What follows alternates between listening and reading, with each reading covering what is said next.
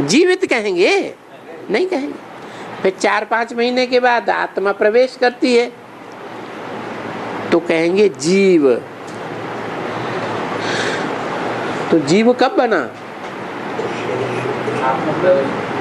उस पुतले में, 5 तत्व के पुतले में आत्मा ने प्रवेश किया तो हुआ जीव। फिर उसके अंदर जो आत्मा है उसको कहेंगे जीवात्मा। बस। तो शरीर और आत्मा, देखो कहते भी हैं शरीर अलग है और आत्मा अलग है। कोई कहे हम नहीं मानते इसको, तो बोलो शरीर में जब आत्मा है तो आत्माओं में ज्योति दिखाई देती है या नहीं दिखाई देती है? दिखाई देती है। और जब शरीर मुर्दा हो जाता है, आत्मा निकल जाती है, तो आंखों में ज्योति दिखाई देती है? नहीं दिखाई देती। इससे क्या साबित हुआ? आत्मा निकल गई, आत्मा अलग थी, वो अलग हो गई, जड़ शरीर रह गया, उसमें कोई चेष्टा नहीं। कैसे पता चले कौन जड़ है कौन चैतन्य है? चैतन्य तब कहा जाए जब बोलता हो और चालता हो। क्या सांस चलता ही है?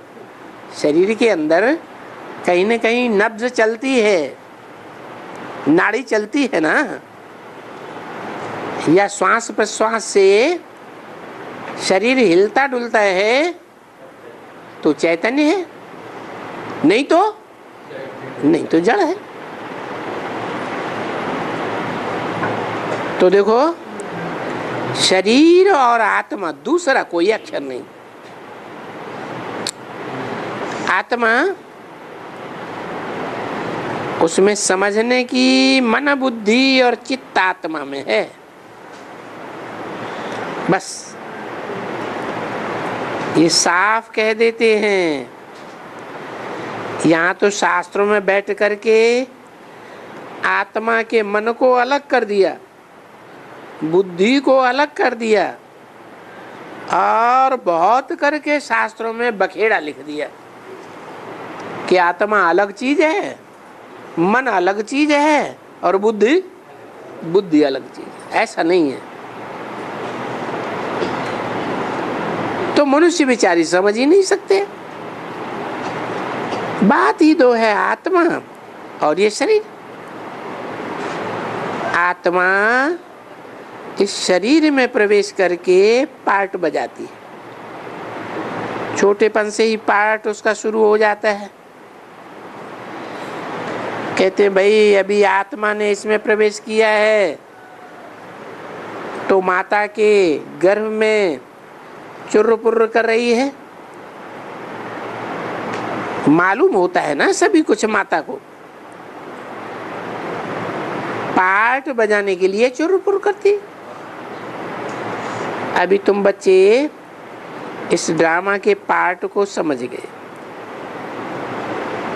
हर एक को आत्मा के पार्ट को जानना है। क्या कहा है? इस दुनिया में जितने भी मनुष्य मात्र हैं, सबको आत्मा के पार्ट को जानना है या नहीं जानना है?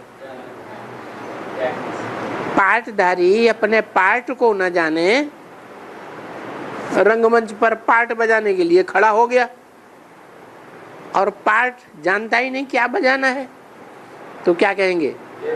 हे बेवकूफ, हटो यहाँ से, उतार देंगे।